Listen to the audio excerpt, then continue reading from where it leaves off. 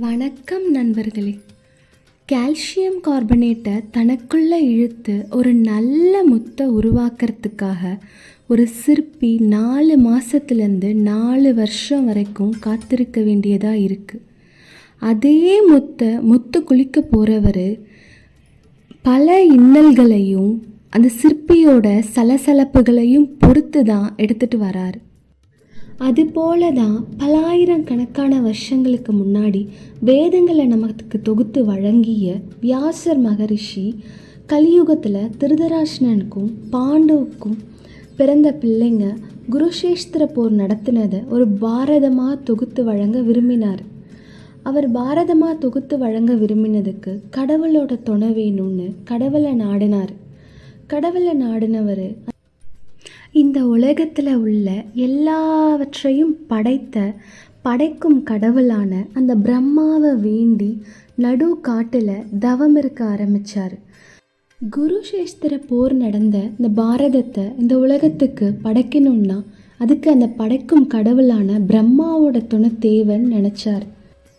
வியாசரோட கடுமையான தவத்தை கண்டு மெச்சின அந்த பிரம்மாவும் வியாசர் முன்னாடி தோன்றி அறம், பொருள், இன்பம், வீடு பேறு போன்றவற்றையெல்லாம் சமூகத்திற்கு சொல்லி தரக்கூடிய அந்த பெரிய பாரதத்தை நீ படைக்கணும்னு விரும்பினா அதுக்கு நீ முழு முதற் கடவுளான அந்த ஞான அப்பனை அந்த ஆணை முகத்தோனை தான் நீ வணங்கணும்.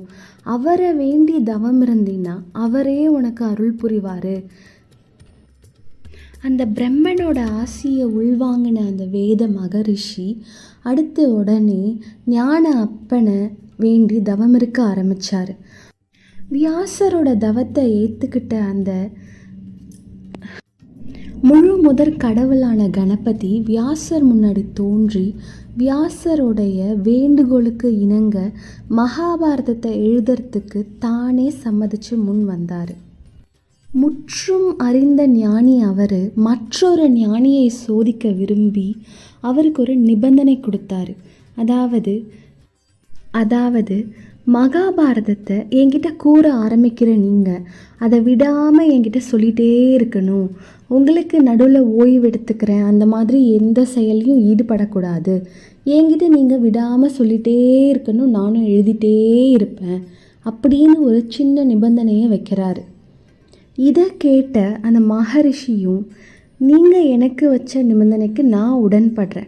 அதே போல் நீங்கள் விடாமல் எழுதிட்டே இருப்பேன்னு சொல்கிறீங்க. ஆனால் அப்படி எழுதுகிற நீங்கள் நான் சொல்கிற ஒவ்வொரு ஸ்லோகத்துக்கும் அர்த்தத்தை புரிஞ்சுட்டு தான் நீங்கள் எழுதணும். நீங்கள் எவ்வளோ வேகமாக எழுதினாலும் பரவாயில்ல, ஆனால் உங்களுக்கு நான் சொல்கிற ஒவ்வொரு வார்த்தைக்கும் அர்த்தம் தெரியணும். அர்த்தம் தெரிஞ்சுட்டு தான் நீங்கள் எழுதணும் அப்படின்னு அவருக்கு ஒரு நிபந்தனையை நம்ம மகரிஷியும் கொடுக்குறாரு. கணபதியோட கட்டளைக்கு உட்பட்ட மகரிஷி 1,00,000க்கும் மேற்பட்ட ஸ்லோகங்களை சொல்கிறார். ஒவ்வொரு ஸ்லோகத்திலையும் 2 வரிகளுக்கு ஏற்ப 2,00,000க்கும் மேற்பட்ட வரிகள் பாரதத்தில் இடம் பிடிக்குது. இதை எல்லாத்தையுமே வேகமாக ரொம்ப விவேகத்தோடையும் புரிஞ்சுக்கிட்டு எழுதுகிறாரு கணபதி. கணபதியோட வேகத்தை பார்த்த மகரிஷி இன்னும் வேகமாக சொல்ல ஆரம்பிக்கிறார். அவர் இன்னும் வேகமாக சொல்கிறத கேட்டு தன்னோட வேகத்தை கூற்றத்துக்காக ஒரு பக்க தந்தத்தை எடுத்து அந்த தந்தத்தின் மூலமாக இந்த வேதத்தை எழுத ஆரம்பிக்கிறாரு. இதனாலேயே ஒரு தந்தம் இல்லாமல் காணப்படுற கணபதியை பார்த்தாலே ஏகாந்தர்னு இதனால தான் கூப்பிடுறாங்க. வியாசர் சொல்கிறத கேட்டு கணபதி மகாபாரதத்தை எழுதி முடிக்கிறதுக்கு 3 வருஷம் ஆச்சுன்னு சொல்கிறாங்க.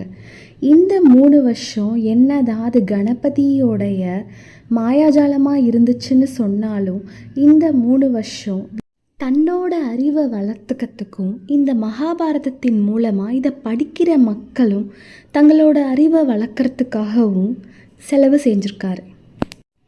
இந்த மகாபாரதத்தை விரும்பி படிக்கிறவங்களுக்கும் அறம், பொருள், இன்பம், வீடு பேறு போன்ற நல்ல சமூக எண்ணங்களும் தோன்ற ஆரம்பிக்குதுன்னு சொல்கிறாங்க. ஒரு நல்ல விஷயத்தை நல்லபடியாக முடிக்கிறதுக்கு அந்த கடவுளுக்கே 3 வருஷம் ஆச்சுன்னா நம்மளை மாதிரி சாதாரண மனிதர்கள் ஒரு நல்ல காரியத்தை தொடங்கிறதுக்கு அதுக்கு தேவையான காலங்கள் எடுக்க தான் செய்யும். நன்றி, வணக்கம்.